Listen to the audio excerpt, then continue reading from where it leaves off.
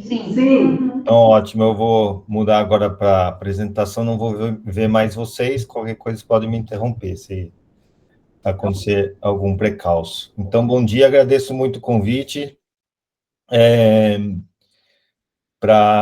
Deixa eu pôr o relógio aqui, senão me perco também. A palestra é um pouquinho longa e eu sei que online costuma ficar um pouquinho assim, pesado, então eu vou falar no ritmo duas vezes do WhatsApp. Eu fiz ela bem, bem não densa assim, mas com muitos slides e vou passar com alguma velocidade assim para ter um ritmo para tentar quebrar um pouquinho. Então, eu vou falar principalmente de padrões e processos de comunidades microbianas aquáticas, tanto em água doce como marinhas. Isso aí é o veleiro Tara. Como o Daniel falou, eu participei dessa expedição que deu a volta ao mundo e vou apresentar alguns resultados também dessas expedições, tá bom? Então, o outline, o que eu penso falar hoje seria por que os micro-organismos são importantes e como é que estudamos e como é que os avanços tecnológicos nos ajudam a entender esses padrões, esses processos de comunidades microbianas. Depois, alguns aspectos históricos sobre a biogeografia de micro-organismos. Depois, então, como eu falei, padrões, sobretudo padrões macroecológicos, né? Como eu falei, de água doce e marinho. Alguns processos também, vou explicar a diferença também. E depois, falar um pouquinho de séries temporais, né? Vamos ver o que elas nos aportam, além daquelas grandes expedições que eu falei de volta ao mundo e tudo mais. E depois uma síntese, algumas questões aí de ética profissional que vamos conversar mais no final, tá bom? Então, para começar, acho que conseguem ver o meu pointer. Esse autor aqui fala que o nosso entendimento dos processos microbianos nos ambientes é tão bom quanto os métodos que usamos. Então, realmente, por serem microscópicos, estamos sempre dependentes da metodologia, né? Então, os primeiros métodos, a gente só tinha acesso, esses fingerprint aqui, né, DGGE e tal, a gente só tinha acesso a esses organismos mais abundantes. Aqui é um rank abundance só, os organismos ordenados dos mais abundantes para os menos abundantes. Geralmente faz uma curva assim, então temos os abundantes aqui do lado esquerdo, e essa longa cauda de organismos raros que a gente conseguia acessar através de cultivos, né, que pegava aleatoriamente organismos dessa curva, dependendo do que crescia no meio de cultivo, e as técnicas de fingerprint que pegavam apenas os mais abundantes. Mas com a invenção, né, a chegada aí do sequenciamento massivo, a gente tem então por volta de 2005, acesso realmente a toda essa biodiversidade, começamos a poder enxergar padrões que antes não enxergávamos. Então, o custo desse sequenciamento de DNA foi descendo dramaticamente ao longo dos anos. Aqui, esse ano desceu mais ainda, com novas máquinas que estão aparecendo aí, com cada vez mais saída, mais volume de dados, com preço melhor, tá? Então, o sequenciamento está cada vez mais barato, com melhor qualidade e com maior quantidade, então é tudo de bom para nós. De maneira que, se a gente pegar as revistas de alto impacto, Nature, Science e tal, o número de capas relacionados com micro-organismos, não apenas no mar ou na água, mas também no intestino, a gente começou a enxergar micro-organismos por toda parte, de repente, graças a essas tecnologias, né? E até no Covid a gente conseguiu acompanhar os variantes de vírus, etc., pela primeira vez na história da humanidade, né? Graças a essas tecnologias. Então, eu fiz um exercício rápido aqui de buscar nos copos esses termos, ecologia, no título, nas revistas Nature Science, tá? Artigos de revisões. Então, se a gente pegar o período 2001 a 2012, parece ali, ó, Microbial, fiz essa nuvem de palavras, tá? Dos títulos dos artigos publicados nessas revistas, sai ali bem pequenininho, e se olharmos 2013 2024, já sai um monte de microbiome, microbial, microbiota. Então, vimos aí esse boom de estudos microbianos. Eu costumo dizer para os meus alunos, hoje, se você quer publicar na Nature, na Science, com ecologia, é mais provável fazê-lo que se estudar micro-organismos do que macro-organismos. E em específico os aquáticos, por quê? Porque se a gente pegar uma floresta, um hectare de floresta, por exemplo, para caracterizar todas as comunidades que vivem nessa floresta, é impossível cortar um hectare de floresta e meter dentro de uma máquina para sequenciar o DNA. Mas, nos organismos aquáticos, a gente consegue fazer isso. A gente vai lá no oceano, pega 100 litros de água, filtra, temos um filtro com a comunidade inteira microbiana aquática que a gente consegue sequenciar sem vieses da pessoa que está fazendo a identificação, sem nenhum tipo de... Bom, tem algumas limitações, como todos sabemos, mas, enfim, isso levou com que os organismos aquáticos se tornassem modelos para testar teorias ecológicas, tá? Bom, e esses organismos também são importantíssimos, né? Tanto no oceano como em água doce. Aqui eu fiz um recorte do oceano, porque tem essa publicação que mostra que mais da metade da biomassa do oceano são micro-organismos, sejam bactérias ou protistas, né? Muito abundantes, maior abundância de longe comparado com todos os outros organismos. Biomassa, 57% da biomassa, uma enorme diversidade, né, como todos sabemos, com papéis essenciais tanto nas teias tróficas como nos ciclos biogeoquímicos, né, como, por exemplo, a produção primária. 50% da produção primária é feita nos oceanos por micro-organismos, tá? Então, todo mundo já sabe sobre a importância dos micro-organismos. Bom, aqui a árvore da vida, uma das mais recentes, que eu conheço pelo menos, que é feita com genomas completos. Então, graças a esses avanços no sequenciamento do DNA, melhoramos também a nossa percepção da árvore da vida, né? Então, reparem nessa árvore da vida, temos aqui as arqueias, os eucariotos e as bactérias, que são, de longe, as mais diversas. Então, quando falamos de eucariotos aqui, que é essa pequena ramificação, a maior parte dessa pequena ramificação são micro-organismos também, tá? Então, a gente vai encontrar todas as plantas e todos os animais vão ser pequeníssimas ramificações dessa ramificação que já é pequena comparada com a grande diversidade de bactérias. E reparem também que as bolinhas vermelhas aqui indicam de organismos dos quais não temos isolados, não crescem ainda em laboratório.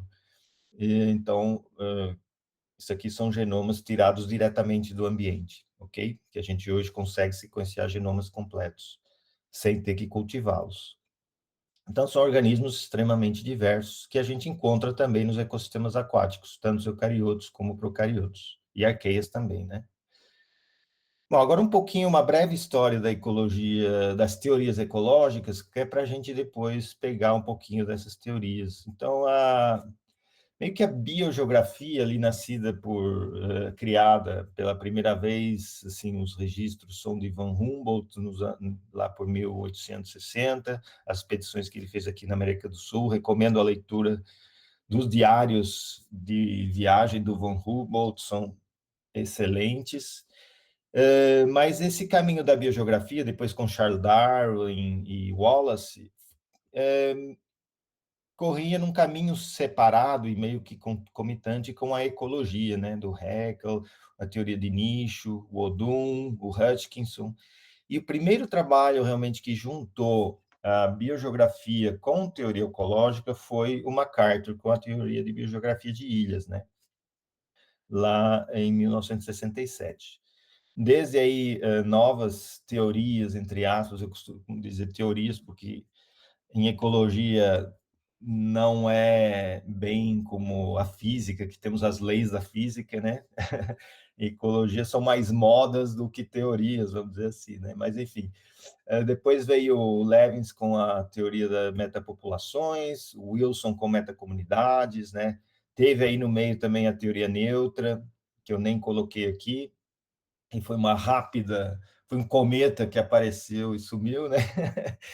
Mas, enfim, várias teorias que vinham tentando explicar a composição e os padrões de comunidades, ecologia de comunidades, e chegamos a 2010 e o Mark Veland publicou, então, uma síntese baseada em ecologia de populações. Ele passou o que se observava para as populações, fez o paralelo para as comunidades, em vez de indivíduos, ele colocava espécies, e definiu 4 grandes processos aí que eu vou detalhar a seguir. Então, o que o Veland fala é que nós observamos padrões ao longo do espaço e do tempo, né? E que existem esses 4 processos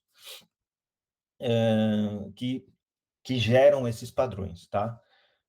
Quais são eles? São a dispersão, né? Temos processos de limitação de dispersão, por exemplo, isolamento geográfico. Temos a diversificação, né? Que a evolução de novas espécies, devido a isolamento geográfico, por exemplo. Temos o drift, que seria algo complicado de explicar, mas que seria algo mais neutro, vamos dizer assim, algo mais relacionado, por exemplo, à taxa de encontro, o número de filhotes para os macro-organismos, para micro-organismos é um pouquinho mais complicado.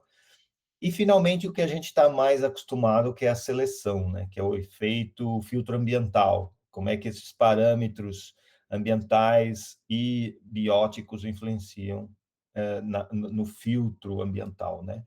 Então, esse aqui é chamado determinístico, a seleção, e os outros são estocásticos. Então, temos aqui os 4 processos. Especiação seria um processo de ganho de espécies.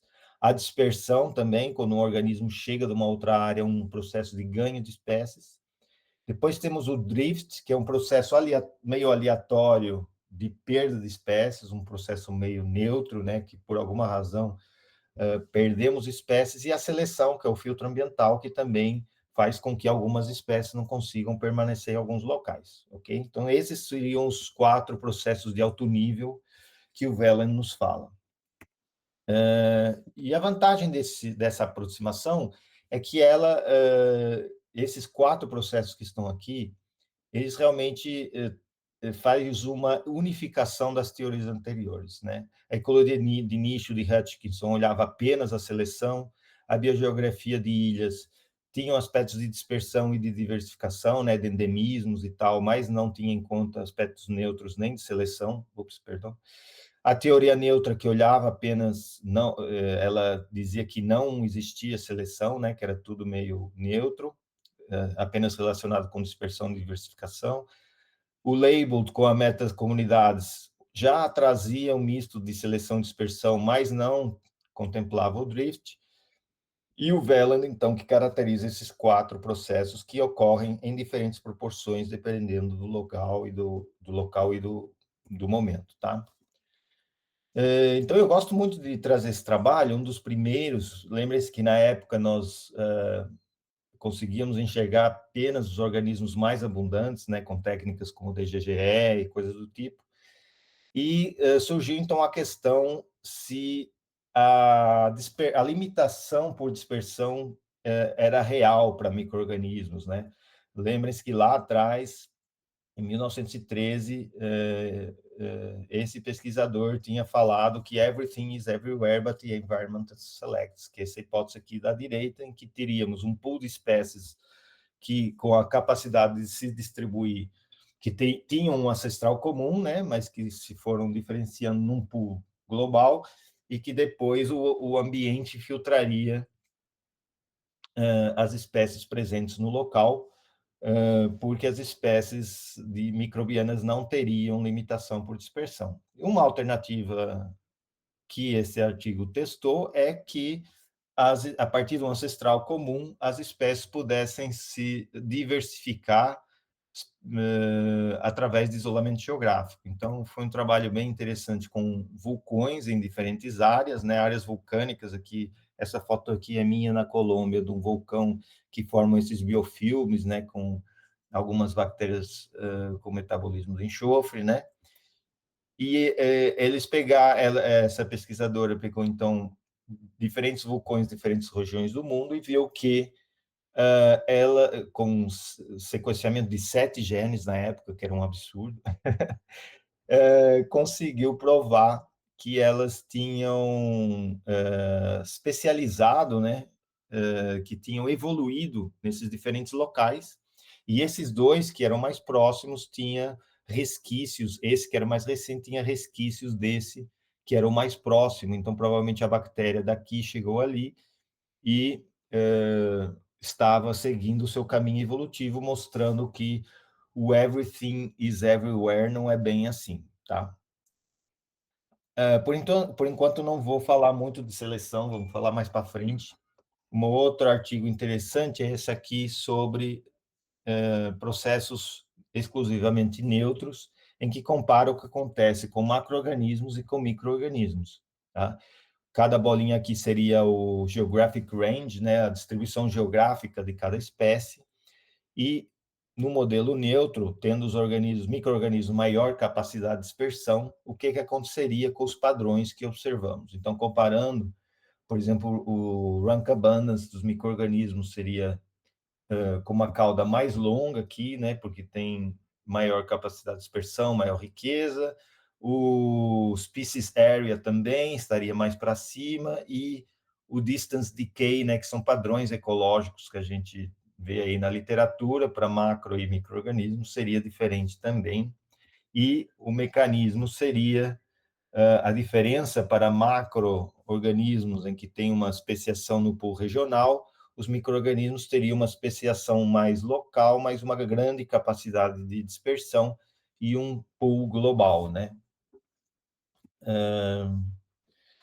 Bom, também, isso foi nos anos áureos da teoria neutra, né? Esse aqui é modelo neutro, né? Bom, nos anos seguintes, vimos que não é bem assim, ok? Aqui é um estudo que fizeram uma ampla amostragem, desde riachos nascentes, solos, água do solo, solos, riachos e rios de ordem cada vez maior até chegarem aos lagos na região do Canadá, e viram que realmente, quando falamos de solo e água de solo, temos uma grande dispersão aqui, uma riqueza maior, um monte de micro-organismos que tem esse mass effect, que são trazidos para ambientes aquáticos, como riachos principalmente, e ao longo dos rios eles vão sendo filtrados e vão sumindo esses organismos de origem terrestre e vão prevalecendo os organismos realmente de origem aquática. Aqui vemos a porcentagem da primeira vez que ocorre uma OTU, né, uma espécie, entre aspas, de bactérias, nessa ordem aqui, de solos até lagos, e vemos que essa proporção vai aumentando quando chegamos em rios e lagos, principalmente, começam a aparecer muitas espécies apenas de lagos. Tudo bem aí? Estou ouvindo o microfone? Ok. Bom, então, nós estudamos um lago aqui próximo, que é a represa do Broa. Vou exemplificar um pouquinho esses processos de tudo estar em todas as partes ou não. Então, aqui é o nosso observatório, que a gente coleta todo mês, aí a equipe do pessoal do laboratório, fica cerca de 20 quilômetros do laboratório. São Carlos fica aqui, o Broa fica aqui, e tínhamos dados também dessa cascata do Tietê aqui de Barra Bonita. São duas bacias, estão na mesma bacia, na verdade, esse rio aqui, que é o Jacaré-Pepira, ele vai cair lá na frente, no rio Tietê também, mas aqui eles estão em bacias separadas, e a gente pode comparar algumas das espécies mais comuns, né, mais abundantes nos dois ambientes. Então, se ele está presente, por exemplo, essa espécie aqui de Cinecococcus, se ele está presente apenas no Broa, ela vai cair em cima da linha aqui, zero na cascata do Tietê. Se ela está presente apenas no Tietê, ela vai cair aqui. Se ela for abundante nos dois, ela vai cair aqui. Então, vemos que tem algumas ASVs. ASVs são sequências únicas de metabarcoding, né? Então, se muda um nucleótido, já é considerado uma variante diferente. Estamos falando aqui de um nível bem detalhado, como se fosse subespécies de bactérias, porque esses dados moleculares nos trazem bastante detalhe. Então, para essas ASVs, vemos que algumas ocorrem realmente estão nos dois lugares, mas outras são exclusivas do Broa e outras exclusivas de Barra Bonita, e não é tão longe assim, ó, estamos falando de 100 quilômetros de distância, né? Então já vemos que não é bem assim o everything is everywhere, né? Aqui também uma bactéria, uma das mais abundantes em água doce aqui na região tropical, a mesma coisa, algumas que aparecem são abundantes nos dois locais, mas tem algumas variantes típicas do Tietê e algumas variantes típicas do Broa, ok? Então, isso nos levou a essa pergunta, que a gente observa esse padrão aqui de macro-organismos, que isso já é bem antigo, aqui de 1982, e o Brown também, no Macroecologia, é um padrão macroecológico que as espécies, algumas espécies, aqui seria o número de espécies e aqui o número de lugares que elas ocupam. Então, tem algumas espécies, muitas espécies que são específicas de alguns lugares, e outras espécies que estão em todos os lugares, tá? Então, é chamada a distribuição bimodal da persistência ou ocupância, né? Padrões de ocupação do espaço. Então, primeira coisa, nós nos questionamos como seria isso para micro-organismos de sistemas aquáticos. Então, foi a tese do Eric. Nós coletamos 60 lagos de cabeceira, né? Que a nossa região é típica lagos de nascente. Aqueles típicos lagos de nascente que tem nas fazendas, nós coletamos 60 deles, aqui são as diferentes bacias do estado de São Paulo, e fizemos esse exercício de ver se tinham algumas OTUs, né, ou espécies de bactérias que estariam presentes em todos eles. E a realidade vemos que sim, são poucos, mas sim, existem espécies que estão em todos os lagos, mas para estarem em todos os lagos, elas têm que ser abundantes, tá? Não, nenhuma espécie que está aqui em todos os lagos, ela vai ser rara, ok? Então, essa é a primeira observação que a gente fez nesse trabalho. Depois, também queríamos saber até qual a distribuição geográfica média dessas bactérias nessa paisagem. Aqui esse histograma mostra a distância média entre os lagos, entre esses pontinhos que estão aqui em linha reta, né? Então, vemos que, em média, eles estão distantes de 200 a 300 quilômetros, mas as espécies de bactérias tendem a estar presentes no raio, a maioria delas, no raio de 600 a 700 quilômetros. Tem muitas que estão no raio menor que 100 quilômetros, mas a grande maioria delas tem um raio de distribuição de 600 a 700 quilômetros. E para ultrapassar esse raio, vemos que elas têm que ser muito abundantes de novo. Então, o que observamos é que aquelas bactérias que estão em todos os lugares têm necessariamente que ser muito abundantes e que, em média, o raio de distribuição das bactérias é de 600 quilômetros. Bom, depois aqui um trabalho da Vitória, que trabalhou com essa espécie de Ceracium, que é um dinoflagelado que nunca tinha... Ele tem uma forma bem particular, não é muito pequeno, então qualquer observação no microscópio óptico seria fácil de visualizar, e não havia registros antigos dessa espécie, que nos leva a crer que seja uma espécie invasora. Então, a Vicky coletou Ceracium presentes aqui na América do Sul, hoje ela está presente, amplamente distribuída aqui na América do Sul, e ela viu que ele era próximo das sequências de DNA, próximas das sequências da Ásia, tá? Então, provavelmente, conseguiu traçar de onde veio essa variante invasora. Então, de novo, argumentos que nos mostram que nem tudo está em todas as partes, em todo lado, se bem que pode ser trazido, né, de alguma maneira, como a gente sabe com as espécies invasoras. Então, not everything is everywhere, nem tudo está em todo lado. O que nos leva a falar agora da seleção, ok? Então, temos realmente um papel da seleção importante, mas também já vimos que temos um papel importante da história evolutiva e da dispersão. Então, falando agora um pouquinho de seleção, que a gente já está, é o que a gente mais gosta de trabalhar, geralmente em ecologia, né? Os fãs de Hutchinson aí, vários processos, temos então aqui os nichos, né, ecológicos de cada espécie, pode ser mais estreito ou mais amplo, aqui como essa espécie 4, que é generalista.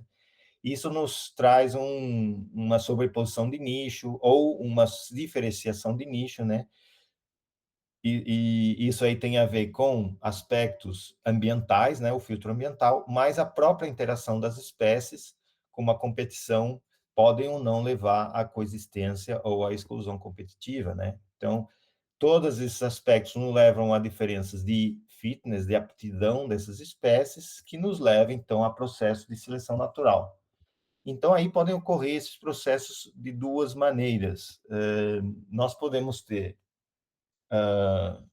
num gradiente de adversidade ambiental, por exemplo, nós podemos ter três conjuntos de espécies, né?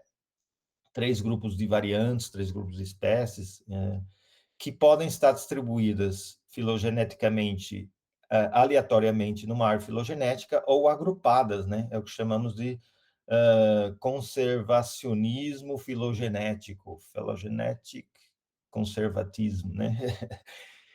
Quer dizer que isso quer dizer que espécies que estão em determinadas condições ambientais estariam filogeneticamente relacionadas, ou não, podemos também ter um processo de overdispersion, né, ao longo do tempo evolutivo. Então, para estudar esses aspectos, aqui a Paula era pós-doc aqui no laboratório, agora ela é pesquisadora lá em Santa Fé, na Argentina. Trabalhamos com um organismo bem interessante chamado Picozoa, é um ancestral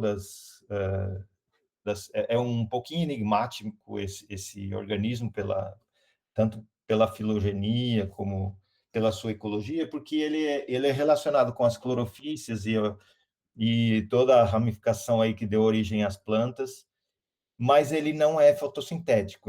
Ou ele perdeu o cloroplasto, ou ele é o ancestral mais antigo das plantas. E ele é diminuto aí, vocês veem, menos de 5 micrômetros, minúsculo, e tem uma distribuição ampla no oceano. Ele está em todas as amostras que a gente coleta no oceano, como vemos aqui, bolinhas azuis. Os losangos são ausências, então ele é tipicamente marinho, tá? E, então, como eu falei, a gente vai testar essas hipóteses aí, se organismos aparentados ocupam os mesmos lugares, já que a gente observa uma distribuição geográfica dentro desse grupo. Cada variante tem uma distribuição geográfica típica. Então, nós fizemos modelos de nicho, Species Distribution Modeling, para todas as ASVs desse grupo, e vemos que algumas estão amplamente distribuídas, em azul aqui as espécies polares, distribuição polar, e essas com uma distribuição não polar, as que ficam no meio e não ocorrem nos polos. Temos três grupos aí de distribuições, ok? Então, o que fizemos depois foi uma árvore filogenética, e a nossa hipótese era que esses grupos filogenéticos bateriam com essa distribuição geográfica, né, se tivesse a questão do nicho conservado. Então, fizemos uma análise de nicho aqui, os parâmetros ambientais nessa análise canônica, o nicho das generalistas, que comporta um nicho mais amplo, aqui as polares e aqui as não polares com o seu nicho ali. Então, agrupamos as OTUs por nichos e fizemos essa análise batendo a filogenia com a sua distribuição. Então, aqui por fora, as cores são da filogenia, que estão aqui, e aqui por dentro são as bolinhas, são a sua distribuição geográfica. E o que vemos é que não há uma conservação de nicho nítida, tá? Por exemplo, nesse grupo aqui, temos alguns que são não polares, misturados com polares. Aqui tem uma maior prevalência de polares, mas tem um widespread ali, um bem generalista também. Então, vemos que é muito difícil reconstruir essa história evolutiva e falar de conservacionismo de nicho, pelo menos em espécies nesse grupo, e em espécies marinhas também, que tem alta conectividade, né? Agora eu vou apresentar alguns resultados dos projetos Tara e Malaspina, que foram expedições que coletaram amostras com métodos padronizados no oceano global e que nos permitem fazer, então, esses padrões mais gerais, né? Esse foi o Malaspina, que era um navio de pesquisa, realmente navio, e esse aqui era um veleiro, tá? E os dois deram grandes contribuições aí para essa área. Nessa época, mais ou menos, saiu esse artigo aqui com Species Distribution Modeling, né, modelos de distribuição de espécies, mostrando que a diversidade bacteriana tinha um pico no verão dos polos, de cada polo, né? No verão do Polo Norte e no verão do Polo Sul acontecia um pico na diversidade. Mas, claro, isso aqui é resultado de modelo, né? Então, com os resultados dessas outras expedições, pudemos testar esses modelos e vemos que o padrão é diferente, tá? Então, para aquelas pessoas que interpretam os modelos como realidade, cuidado, né? E a história parece ser mais complicada. Então, nesse artigo, o Federico viu que tanto para vírus, como para bactérias, como para eucariotos, todos eles têm um pico de diversidade aqui em zona próxima ao Equador, tal como a gente observa para macro-organismos, né? O chamado gradiente latitudinal de diversidade. Isso também foi corroborado por métodos ópticos de imagens, de microscopia e moleculares, tá? Isso para amostras de superfície. Quando a gente olha amostras abaixo da superfície da zona eufótica, já não, esse padrão desaparece, tá? E um outro aspecto importante é o aspecto das partículas. Eu gosto muito dessa imagem aqui, ó, tem um zooplâncton, algas explodindo ali, e as bactérias num frenesi em volta dessas partículas. E como vocês imaginam, as partículas formam um nicho ecológico à parte, né? Tem espécies de bactérias especializadas em crescerem nessas partículas. Então, foi o que o Guilherme viu nesse trabalho, em que em azul são as bactérias de vida livre e aqui são as aderidas a partículas. E vemos que as bactérias que estão aderidas a partículas têm um nicho próprio, que é de 4.000 metros, tá? Da expedição Malaspina. Vemos que tem um nicho ecológico totalmente diferente, com espécies que com uma história evolutiva diferente nessas partículas, tá?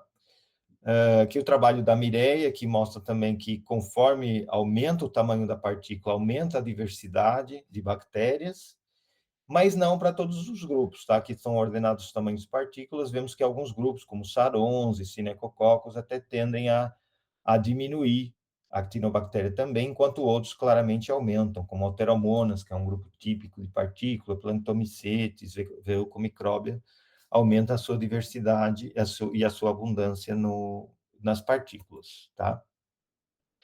E esse trabalho também muito interessante da Mireia, uma análise parecida com aquela que eu tinha mostrado lá dos rios, que é onde aparece a primeira vez cada espécie. Então, vemos que aqui, da superfície para o fundo, né? E vemos que, conforme aumenta o tamanho de partícula, a proporção de novas OTUs que aparecem pela primeira vez no oceano profundo vai diminuindo. Isso nos diz que essas amarelas aqui já tinham sido detectadas aqui na superfície. Então, isso nos mostra a conectividade do oceano superficial com o bate-pelágico, quer dizer que essas partículas são formadas lá em cima, as bactérias vão crescendo ali dentro dessas partículas e são carregadas para baixo, tá? Que forma também um nicho específico, ok? Então, falei agora bastante de padrões, vamos falar um pouquinho agora dos processos, tá bom? Voltar aí à teoria do Whelan, dos 4 processos que eu já falei. Então, quais são os processos que geram esses padrões, então, e como eles se distribuem? Bom, esse artigo aqui do James Stegan contribuiu bastante, porque ele eu não vou detalhar aqui o método, mas ele desenvolveu um método que permite quantificar esses 4 processos. Na verdade, esses 3, tá? Não os 4, porque diversificação não consegue ainda. Então, temos aqui os tocássicos e os determinísticos, né? E dentro de cada um deles, então, a seleção, que pode ser heterogênea ou homogênea, dependendo se ele seleciona grupos diferentes de uma árvore filogenética ou um grupo só, então ela seria homogênea. E a mesma coisa para a dispersão, que pode ser homogeneizante ou heterogênea, né? Ou limitação, homogeneizante ou dispersal limitation, tá? São 2 processos diferentes. Então, o Pedro, aluno de doutorado, fez uma análise bibliográfica e viu que essa aproximação de Whelan vinha aumentando ao longo dos anos, e que principalmente para micro-organismos, justamente por causa desse artigo do Stegner aqui, porque para fazer isso a gente precisa ter distância filogenética. Então, os dados moleculares são bastante propícios para isso. Então, a maior parte dos estudos que aplicam realmente e quantificam os processos são com micro-organismos, de novo mostrando o papel dos micro-organismos para a ecologia. Então, já vou voltar no trabalho do Pedro, mas primeiro eu vou falar desse trabalho aqui da Paula, que na bacia do Paraná, em que temos toda aquela história do pulso hidrológico, né, que é o relógio biológico para espécies de peixes e tal. A gente, na época, pensava que para bactérias não existia nada disso, né? Então, bactérias devem ser iguais na toda a bacia aqui de uma região do Rio Paraná. Então, fomos coletar em rios isolados e rios conectados, e rios mesmo, para ver quais os processos, se eles tinham limitação por dispersão, seleção, etc. Então, realmente vimos que nas diferentes estações do ano se separam bem, aí as comunidades são diferentes, e que as redes ecológicas também mudam bastante com o pulso hidrológico. Então, vemos que também em bactérias o pulso hidrológico parece ter um papel importante. Mas mais importante é que nós podemos considerar um gradiente de heterogeneidade ambiental, desde as águas mais baixas, em que os lagos ficam isolados e são muito heterogêneos, até as extremamente altas, em que tudo fica homogêneo e temos um mass effect, né, um efeito de massa. E os processos ao longo desse gradiente, eles mudam. Então, nós temos muito mais seleção quando os ambientes são heterogêneos. O que isso nos diz é que a heterogeneidade ambiental aumenta os processos de seleção. Okay? Quando temos ambientes mais homogêneos, podemos ter mais drift ou mais seleção homogênea. Okay? Então, essa contribuição foi importante. Depois, esse trabalho aqui do Ramiro, que comparou esses processos no oceano superficial, tá? Comparando procariotos com picocariotos. E o que ele observou é que tem muito mais limitação por dispersão em eucariotos do que em bactérias. Isso também é algo bem interessante. Aliás, se a gente analisar a dissimilaridade ao longo de amostras consecutivas no oceano, vemos que a dissimilaridade é maior para picocariotos, tá? Isso aqui são amostras sequenciais ao longo do oceano. Então, as bactérias têm menos influência no processo de dispersão. Mais recentemente, o Pedro fez algo parecido, mas no oceano, considerando as amostras profundas, tá? Também o oceano profundo. E o que ele observou foi que também para procariotos e eucariotos, lá embaixo, no mesopelágico e batipelágico, aumenta também a limitação por dispersão, tá? E também maior seleção na superfície. Então, o Pedro fez esse gráfico conceitual, em que temos vários processos aqui ocorrendo na superfície, maior dispersão, tá? Que está aqui nesse lado esquerdo, perdão, aqui os processos, ó, maior seleção na superfície, maior limitação por dispersão no oceano profundo, ok? E tudo com a relação com os fatores bióticos e abióticos. Bom, o que faz sentido, porque o fundo do oceano, além de ter essas barreiras físicas, né, que limitam a dispersão, estamos falando do oceano de 4.000 metros, amostras que o Pedro analisou, tem as massas de água que ficam durante centenas de anos, né, aprisionadas lá no fundo e que limitam a dispersão dos organismos. Bom, e agora já para finalizar, falar um pouquinho de time series, séries temporais, né? Esse gráfico mostra as escalas espaço-temporal e a nossa capacidade de prever os eventos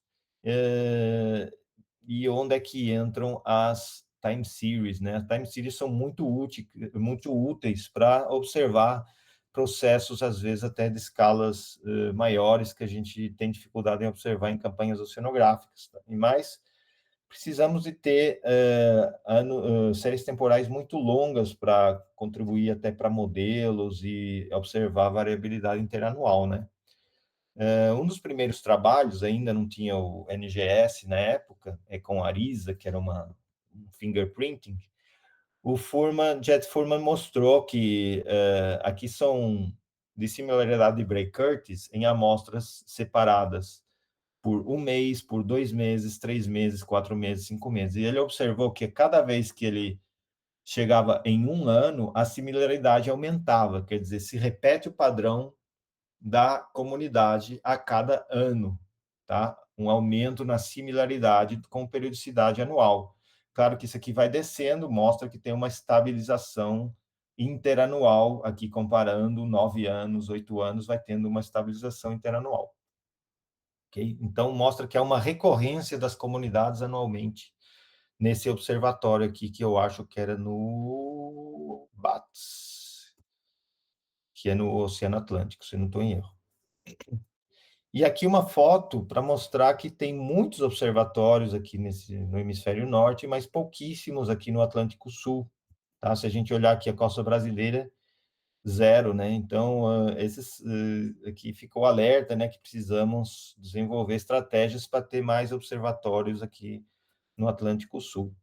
E um trabalho recente, que ele comparou esses observatórios que estão aqui nesse mapa, mostra de novo ali, no anterior era dissimilaridade, aqui é similaridade, então as curvas estão ao contrário. Mas vemos que a similaridade, desculpa, ao contrário, era dissimilaridade, aqui é dissimilaridade. Então a dissimilaridade é menor com o período de 1 ano a cada ano em todos eles. Mas esse padrão tende a não ser tão claro nesses dois aqui, no YON e no ROT. Eles tendem até a aumentar. Esse ROT aqui já não é tão tropical, mas nesse, que é o mais tropical que tem aqui, ele não é tão claro e ele tende a aumentar, quer dizer que a variação interanual é grande, tá? Aqui eles conseguiram detectar uma onda de calor nesse observatório, que foi interessante, que afetou também. Então, vemos que existem uma falta de observatórios aqui nessa região equatorial e mais tropical, né? Bom, quando eu estive, uma época que eu estive em Natal, iniciamos ali um observatório lá em Natal, e o Pedro se propôs a comparar esse observatório com um que eu tinha trabalhado lá em Barcelona. Então, eles são bem diferentes, tanto em temperatura, como variação das horas de luz, do dia, mas estado trófico até bem parecido, assim, um pouquinho mais de clorofila aqui no tropical, mas os nutrientes são parecidos, tá?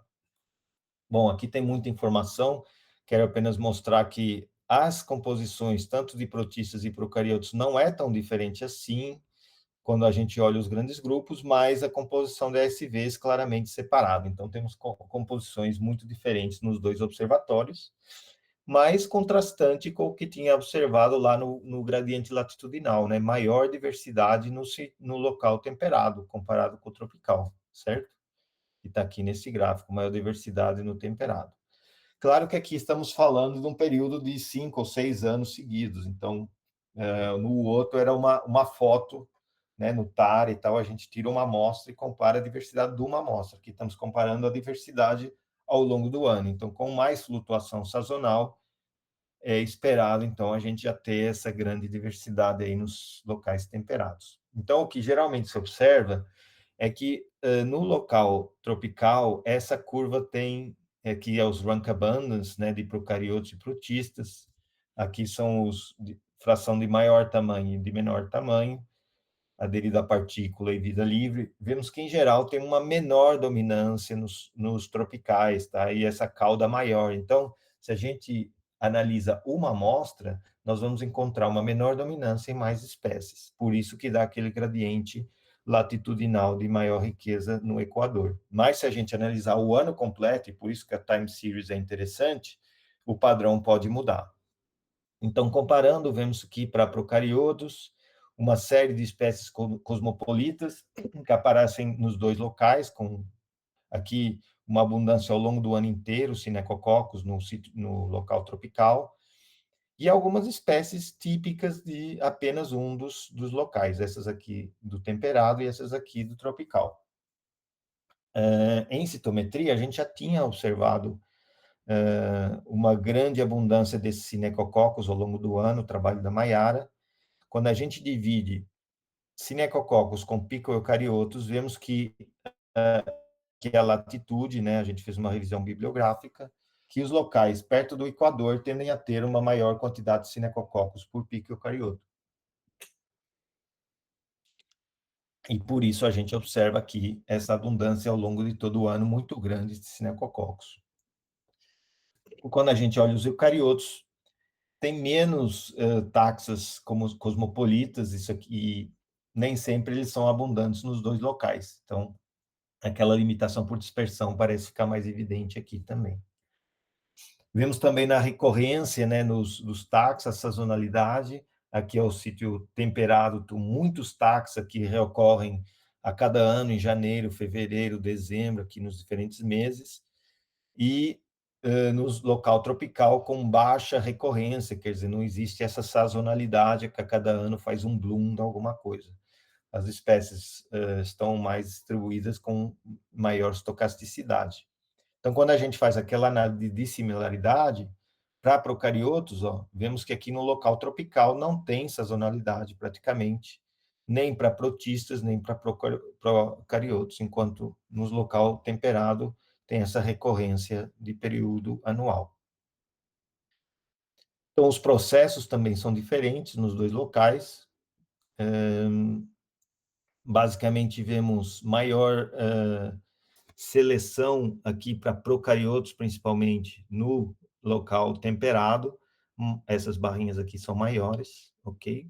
E vimos também que os fatores que determinam a comunidade são diferentes, aqui sendo temperatura e duração do dia, enquanto no local tropical tem mais interações bióticas de procariotos com protistas e coisas assim, explicando, e clorofila, acho que nem está aqui, mas enfim, vemos mais parâmetros diferentes que determinam as comunidades. Tá? Também fizemos redes de concorrência, que são bem diferentes, e com diferenças, principalmente aqui, podemos ver uma grande diferença na força das interações, com mais interações bióticas positivas aqui no sítio tropical, e, de novo, as métricas de rede no sítio temperado são explicadas por fatores diferentes daqueles do sítio tropical, mas dependendo, talvez, das chuvas aqui, pelo aporte de sílica e de nutrientes, enquanto aqui a temperatura e o comprimento do dia são o que explicam melhor essas métricas. Então, para sintetizar, vimos que existem padrões biogeográficos com micro-organismos, mas só é possível observar quando usamos técnicas moleculares, né? Não é fácil reconstruir a história evolutiva biogeográfica, né? Vimos aquela questão do conservacionismo de nicho filogenético, não é uma regra geral, pelo menos em micro-organismos marinhos. Precisaríamos de ter mais genomas completos para a gente poder estudar mais em detalhe isso daí. Tem alguns taxa que são cosmopolitos, principalmente em procariotos, mas a maioria das bactérias aquáticas em água continental tem uma distribuição geográfica limitada, como vimos, mais ou menos 600 quilômetros. A heterogeneidade ambiental afeta os processos ecológicos, principalmente o papel da seleção, que é muito maior em ambientes heterogêneos. Os processos ecológicos e os fatores ambientais que determinam as comunidades microbianas mudam de acordo com a latitude e com a profundidade. As séries temporais de diferentes latitudes são extremamente importantes e temos poucas em região tropical para entender esses padrões e esses processos. E depois vimos as diferenças entre comunidades tropicais e temperadas, sendo que as tropicais têm maior riqueza, menos dominância e maior estocasticidade, enquanto as temperadas têm maior variação ao longo do ano e mais determinísticas, né? Processo de seleção mais importante ali. E por que tudo isso é importante? Porque todas essas observações são muito relevantes para a gente poder desenvolver modelos de projeção de mudança climática, né? Tudo isso aqui, com certeza, está mudando já com o oceano aquecendo. E agora, um pouco de perspectivas futuras, já estou terminando, pessoal. Nós fizemos essa análise de redes, né, com os dados do Tara Oceans, o interactoma global. Então, esse é um caminho de análise interessante, interpretar as espécies não como um organismo isolado, mas como consórcios, né? Então, vimos claramente que tem três subtipos dentro dessa rede, três estruturas, que tem a ver com a latitude, né? Essas são as redes de comunidades polares, essas são as trades, que ficam nessa região mais equatorial, e os westerlies, que ficam nesse meio aqui, formam uma sub-rede aqui do lado direito, e as ubíquas, que são em roxo ali. E depois em computador, a gente pode fazer ataques a essa rede, simulando, por exemplo, aumentar a temperatura, mudar os nutrientes e ver o que acontece com a estrutura da rede. Foi o que nós fizemos nesse trabalho. Vimos que diferentes comunidades têm diferente suscetibilidade para diferentes parâmetros, sendo que essas aqui, as polares principalmente, elas são extremamente sensíveis à temperatura. Elas colapsam muito rapidamente com o aumento de alguns graus de temperatura, tá bom? Enquanto outras, as tropicais, por exemplo, são mais sensíveis a mudanças de nutrientes. E, por fim, pessoal, queria comentar um aspecto aqui, nessas campanhas globais que a gente falou, né, que faz coletas no mundo inteiro e tudo mais, vemos pouca colaboração do Sul, né, do hemisfério Sul, do Sul global, porque essas tecnologias são caras, né, e eu fico muito chateado quando eu vejo, por exemplo, artigos aqui sobre a pluma do Amazonas, só com pesquisadores do Norte, e acho que isso aí é chamado Parachute Science, né, então está na hora da gente terminar com o Parachute Science, e queria comentar com vocês rapidamente um trabalho que eu estou terminando aí de submeter, em que mostra que justamente temos uma superfície maior, uma área de oceano muito maior no hemisfério sul, né? Mas que a porcentagem, se a gente excluir a Austrália, que está aqui em laranja, tem muito mais amostragem no norte do que no sul, quando a maior parte do oceano está no sul, né? Então tem essa dicotomia, né, entre os recursos ambientais que temos aqui no sul, mas temos que sempre recorrer, muitas vezes recorrer ao norte para ajudar, principalmente nessa área de microbiologia, porque as tecnologias são caras e tudo mais. Então, precisamos trabalhar para evitar esse parachute science, né? Aqui, por exemplo, Benguela Puelin, na África do Sul, a maior parte dos trabalhos nem tem autores da África do Sul ou Namíbia, tá? E aqui na pluma do Amazonas a mesma coisa. Quem mais publica na pluma do Amazonas são americanos. Então, a gente tem que acabar com isso e arranjar maneiras de colaboração norte-sul, né, para acabar com essas práticas, que é um desafio, né, nesses projetos globais, de sequenciamento e tal. Então, fica aqui o alerta, e a gente está trabalhando aqui na rede MicroSudaco, que são rede de pesquisadores sul-americanos, desenvolvendo observatórios tanto da água doce como marinhos. Aqui é uma iniciativa que é o Ocean Sampling Day, também com muito ponto, que é uma coleta por ano, no mês de junho, no hemisfério norte, e com muito poucos pontos no hemisfério sul, que a gente está trazendo aqui para o sul, distribuímos kits de amostragem, mandamos para os laboratórios, e por enquanto temos já 3 campanhas com 45 pontos ao longo da América do Sul, que a gente sequencia e distribui as sequências para o pessoal usar depois e desenvolver essas técnicas, tá bom? Desculpem por ter me alongado tanto, e ficam os agradecimentos aqui. Queria agradecer a todos por assistirem, e principalmente aos membros do laboratório e ao financiamento também, e queria convidar a todos a irem ao site do laboratório. Lá vocês vão encontrar a playlist de 3 episódios desse desenho aí, que é feito para explicar esses aspectos aí do mar e do plâncton para as escolas, para as crianças, tá bom? Muito obrigado.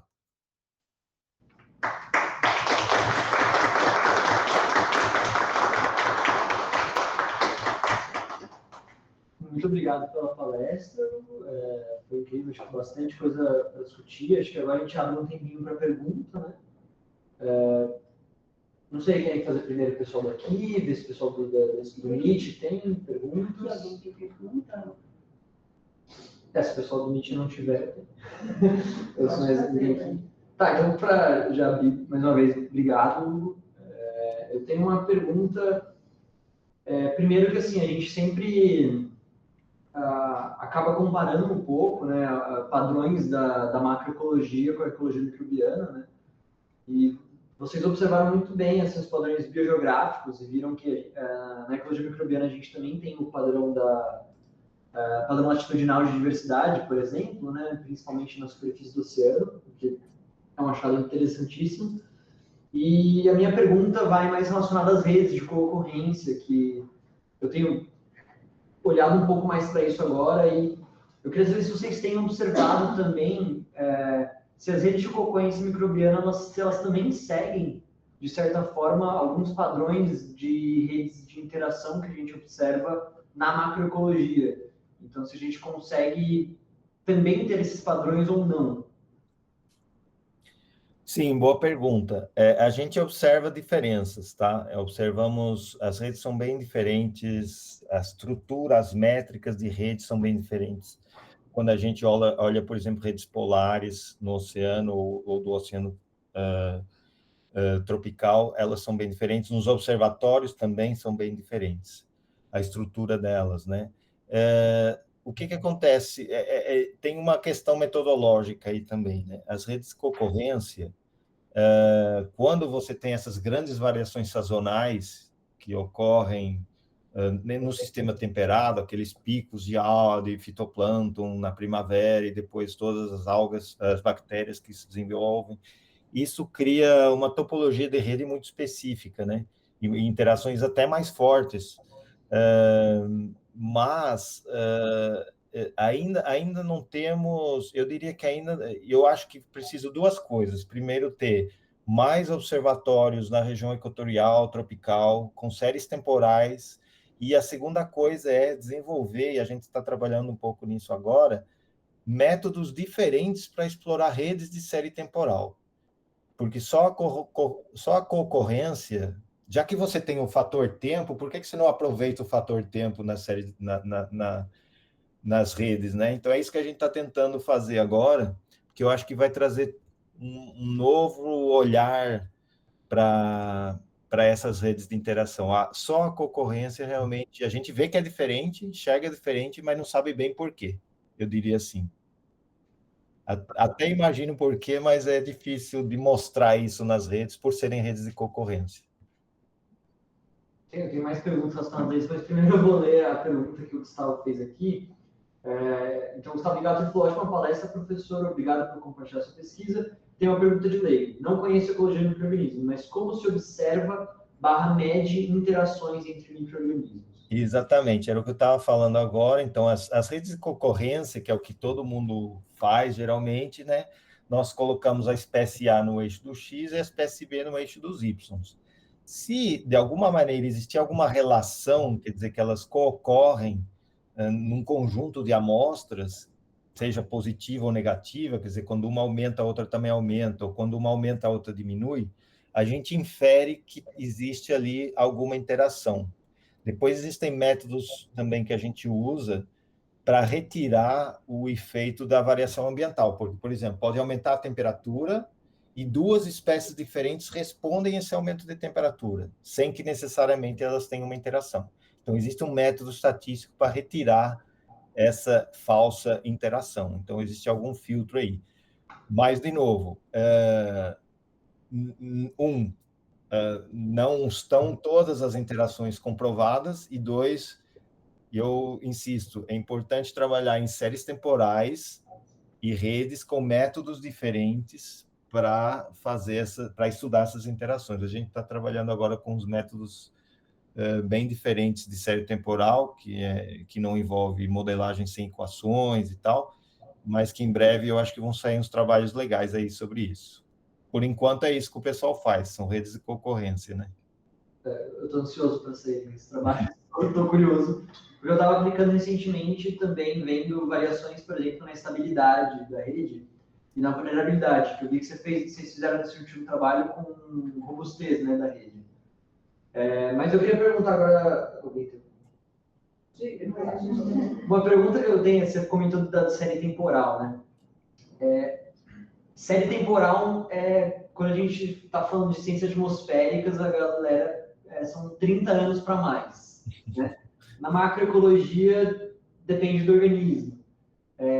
O que é uma boa série temporal para a gente ver variações em mudanças climáticas para micro-organismos? Mudanças climáticas é difícil, porque realmente, assim, aliás, se não começou antes, agora já vai tarde, né? Exato. Mas, assim, também não faz tanto tempo que a gente tem essas tecnologias. Por exemplo, lá em Barcelona, que é uma das mais longas microbianas que eu conheço, que tem cerca de 30 anos agora, a gente tem DNA, tinha um DNA guardado que foi possível recuperar e sequenciar de novo, então está sempre sendo sequenciado com novas tecnologias, e ainda assim não a gente já observa algumas tendências, né, de aumento de temperatura e tal, mas assim, por outro lado, pelo fato de serem micro-organismos, eu diria que séries temporais de 5, 6, 7 anos já começa a enxergar alguma coisa, né? Principalmente em sistemas temperados, começa a observar aquela sazonalidade que eu mostrei e tal. Em sistemas tropicais é mais difícil, posso garantir, né? No Broa, que a gente coleta há 6 anos, a gente não vê sazonalidade. A variação interanual é muito mais forte do que a sazonal. Quer dizer, um período é o Ninho, Laninha, por exemplo. Fica 3 anos de uma maneira, muda e o lago vira outra coisa. Então, aqui eu acho que em séries temporais de região tropical tem que ser ainda mais longas, porque a gente não observa um sinal sazonal tão forte. Então, para observar essas mudanças de estado, são em séries plurianuais, né? Mais ainda para mudanças climáticas, né? Teria que ser maior ainda, mas assim, é um esforço muito grande e que pouca gente está disposta, digo, FAPESP ou órgãos financiadores, a garantir que vão financiar durante 20, 30 anos. Né? Temos o PELD, os PELD, né? Mas que mesmo assim acho que o recurso é muito limitado, né? E é difícil manter. Aqui em Maringá tem um PELD também, mas não tem muita coisa microbiana ainda, estamos começando a implementar. E assim, é aquilo que eu falei, é bem caro fazer sequenciamento. Então, no Brasil, fora do estado de São Paulo, eu diria que é bem irrealista a gente pensar em fazer alguma coisa de sequenciamento de série temporal, né? Infelizmente. No momento, pelo menos. Acho que alguém levantou a mão. Pode falar. Professor, primeiramente, parabéns aí pela palestra maravilhosa, como sempre. Amamos ver você falando. Professor, eu gostaria de perguntar, né? Você tem mostrado que para dados marinhos, né? Tem bastante coisa, mas principalmente mais para o norte, né? Que para o sul não tem tanto ainda. E se tratando de ecologia de água doce, né? Como que a gente está em comparação com o norte? Se é algo que a gente precisa ainda intensificar os estudos ou é algo comparável já? Obrigado, Felipe. Em ecologia microbiana, né, e estou falando, aplicando essas técnicas moleculares, que realmente a gente consegue enxergar toda a diversidade, a situação é bem parecida com aquilo que eu mostrei para o mar, tá? Já existem alguns laboratórios, mas é aquilo que eu falei, ainda é caro, por exemplo, regiões fora do estado de São Paulo, infelizmente, com o dinheiro do Universal, você não consegue sequenciar muitas amostras. Então, o recurso, infelizmente, essas técnicas, apesar de ter ficado bem mais barato, ainda são caras, né? E ainda está uma realidade muito longínqua para muitos laboratórios. Então, o que a gente tenta fazer com essa iniciativa do Ocean Sampling Day, com o Microsudaco, é justamente apoiar esses laboratórios, essas pessoas que estão lá no norte, nordeste, que ainda tem poucas sequências dessas áreas, a gente tenta fornecer dados de sequenciamento, formação, ajudar na análise e interpretação de dados para incentivar cada vez mais o uso dessas ferramentas, mas não é fácil, não é fácil. Precisaríamos algo mais estrutural, né? Que as autoridades entendessem que isso aqui é muito importante, né? Recentemente houve discussões aí da chamada BBNG, né, que é Beyond National Jurisdiction, que é o que fazemos com genes sequenciados no oceano aberto, além da área da zona econômica exclusiva. Por exemplo, aqui no Brasil, além das 300 milhas. Se sequenciarem um gene e fizerem uma patente, o que se faz com os royalties, né? E o Brasil, se não está sequenciando, alguém vai lá, vai sequenciar e vai fazer a patente. E vai se repetir a história da biopirataria do Japão, da Suíça, dos Estados Unidos, que vinham na Amazônia pegar os recursos genéticos, né?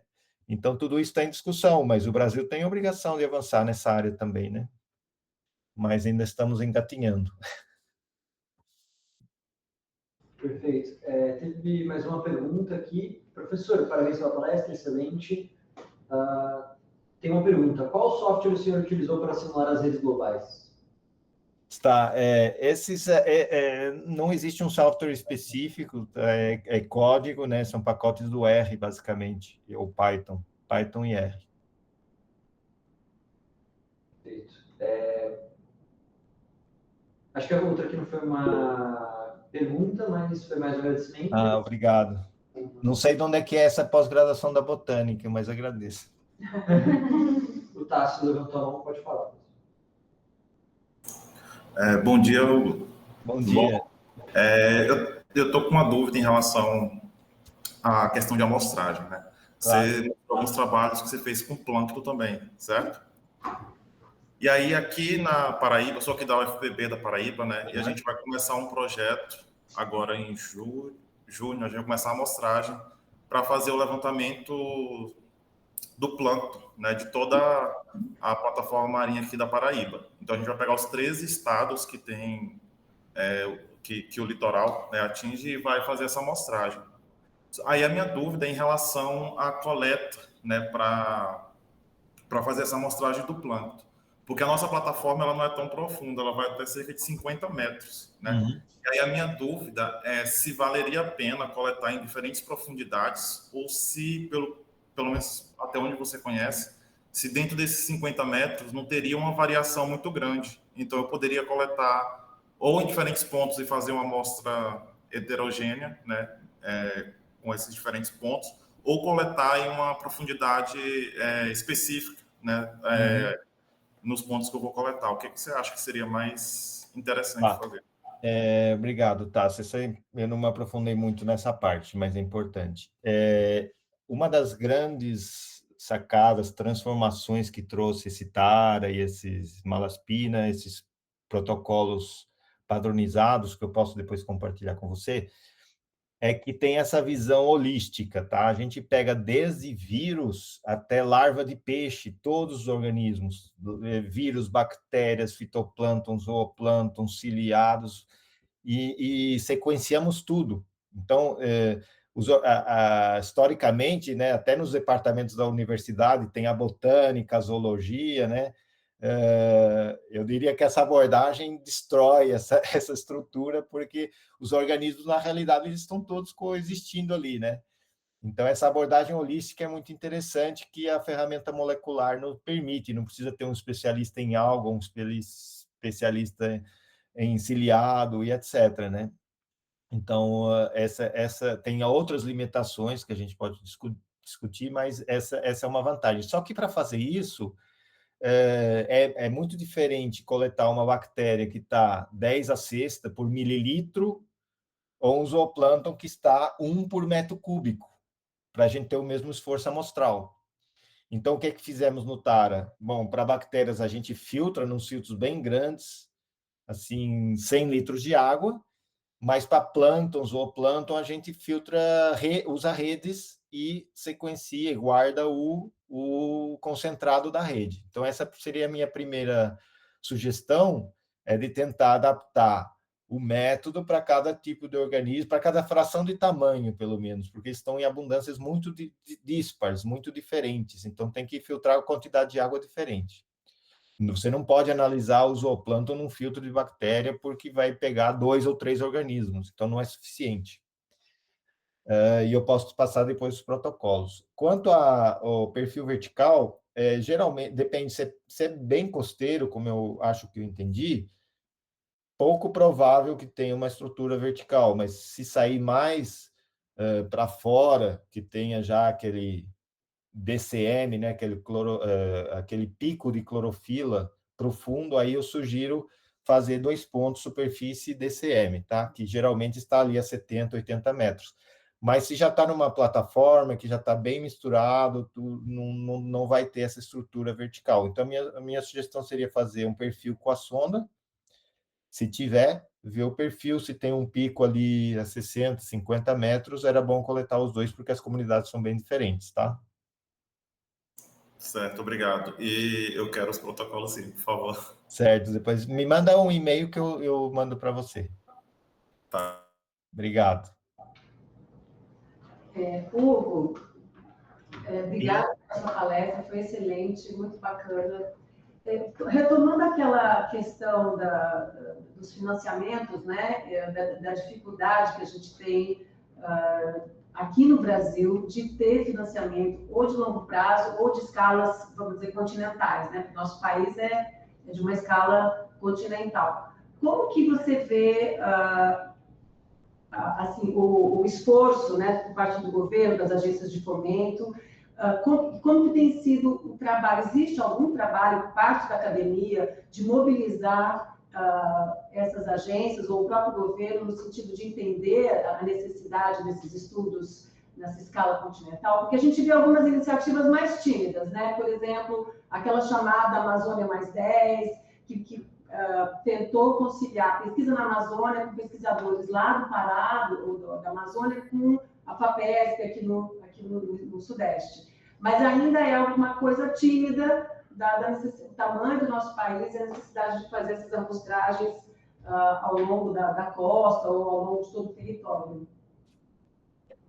Boa pergunta, Valéria. Assim, eu tenho observado, existem algumas iniciativas, poucas, inclusive uma recente para macro-organismos, tá, para fauna, mas que curiosamente veio de pesquisadores brasileiros que estão fora do Brasil. Preocupados porque sabem o que está acontecendo lá fora, o ritmo da mudança, o que está acontecendo, e aqui o Brasil ficando para trás. E a biodiversidade está aqui, né? Como eu mostrei no gráfico. Então, tem uma rede de pesquisadores, de museus, inclusive na Alemanha, Canadá, que estão se mobilizando para fazer uma rede de genômica para estudos de macro-organismos aqui, com alguns pesquisadores, Pedro Graletti, da UFSCar, e outros aqui no Brasil, formar uma rede e tentar desenvolver plataformas de sequenciamento, pipelines de análise, trazer conhecimento, né? Porque tem que ter uma comunidade. Isso aqui não é uma coisa que a gente possa fazer um laboratório sozinho, né? Tem que ser uma rede regional. Mas até nesse último manuscrito que eu submeti agora, que eu vou...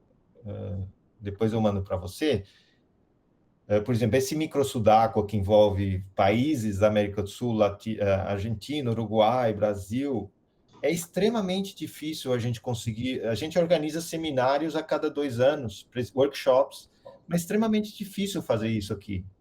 Porque, por exemplo, o seminário é na Argentina. Como é que eu pago as inscrições na Argentina? Para fazer transferência de dinheiro internacional já é assim uma coisa super difícil, uma coisa que deveria ser super simples, né? Sim. Que na Europa qualquer um faz fácil uma semana, um workshop de uma semana para o outro, e o pessoal vem, não tem problema. Aqui é extremamente, tem que andar com dólares no bolso de um lado para o outro, não existe financiamento para redes entre países e dentro do próprio país, né? Dentro do Brasil não existe assim um financiamento para uma rede, não existe uma plataforma. Então eu acho que é um grande desafio, temos um grande caminho ainda a percorrer.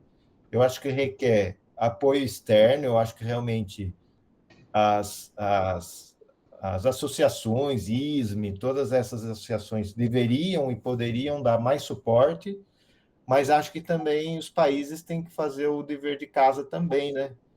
E acho que deveria ser um pouquinho mais estruturado. As próprias plataformas de sequenciamento é meio, assim, aleatório, né? Onde estão, como estão, depende muito do esforço individual de um professor que pede prioridade de uso, quem usa primeiro, quer dizer, é meio aleatório, não é uma plataforma nacional que tem um esforço institucional estruturado com um objetivo final, né? Eu acho, a minha opinião. É estocástico. Não sei se você compartilha essa opinião, mas eu vejo as coisas assim. Eu acho que depende muito do esforço individual mesmo dos pesquisadores aqui no Brasil, né? O apoio, tanto institucional, que a gente está vendo problemas aqui no Unicamp, que da hora que você precisa da universidade, você é jogado aos leões, né? Como em termos de nação mesmo, de governo, né? Mas eu acho que o governo também não vai se mobilizar se não for cutucado, né? Se não for chamado para os congressos, se ser colocado em mesa redonda, pedir para, sabe, tem que haver também um esforço nosso de tentar puxar esses caras dos ministérios para poder entender e tomar partido de alguma forma, né? Porque... Concordo totalmente. Inclusive, eu acho que agora no mês de agosto a gente está com teve aquele projeto europeu Atlanteco, né? Que eu agradeci no final, que envolve europeu, é um projeto europeu que envolve países europeus, Brasil e África do Sul. E a gente está com uma reunião marcada lá no MCTI justamente para falar isso, né?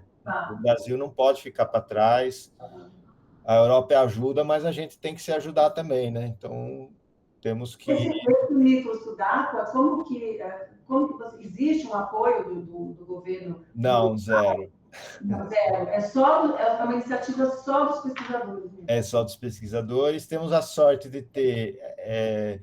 um pesquisador que é o Paul Del Giorgio, que está no Canadá, que é argentino, que ele apoia um pouquinho para a vinda dos alunos, dos estudantes, que conseguem praticamente vir a custo zero, mas assim, é a boa vontade de cada um e a gente se encontra a cada 2 anos. Conforme o dinheiro disponível. Né? É isso aí, é bem complicado a gente conseguir financiamento para isso. É isso, né?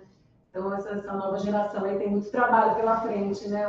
Eu diria que é importante se organizar, formar redes aqui, não sempre, nem sempre, também é importante, mas nem sempre olhar só para o norte, né?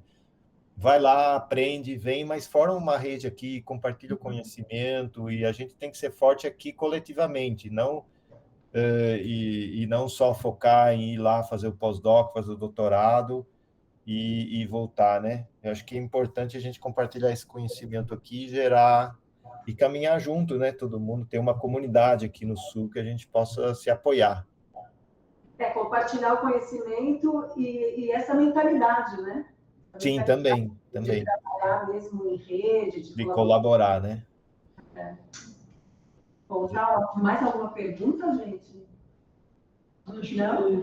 Ô, Valéria, deixa eu só complementar rapidinho. Eu notei que, né, como vocês sabem, eu fiz o doutorado e pós-doc na Europa, e para mim eu notei uma diferença muito grande também na maneira como estão estruturados as universidades e os laboratórios, né? Que eu acho que contribui para isso que você falou. A cultura aqui no Brasil, eu acho que é mais parecida com... a organização da pesquisa do Brasil é mais parecida com a americana, que é o laboratório do professor tal, né? E na Europa não é assim. Na Europa é o laboratório de plâncton em que tem 10 pesquisadores que compartilham recursos e trabalham juntos e pedem projetos juntos. Então, a própria organização da pesquisa aqui não é favorável a isso, eu acho. Individualista, né? A FAPESP dá o cartão na tua mão com o teu CPF, né? É meio esquisito para mim isso quando cheguei, mas agora já acostumei. O CNPq também, né? O CNPq também. É isso mesmo. Mas, enfim, a gente tem que se organizar. Bom, tá ótimo. Acho que podemos encerrar. Então, muito obrigada novamente, Hugo. Foi um prazer. Eu que agradeço. E se houver possibilidade também de compartilhar aí a apresentação com a gente, vai ser ótimo, para a gente acompanhar alguns artigos ali que você mostrou, né, que são super de altíssima qualidade, acho que o pessoal aqui vai aproveitar muito a leitura. Desculpa ter sido meio corrido assim, mas eu me animei nos slides aí, ficou com slides a mais. Excelente, muito obrigada de novo. Obrigado a todo mundo.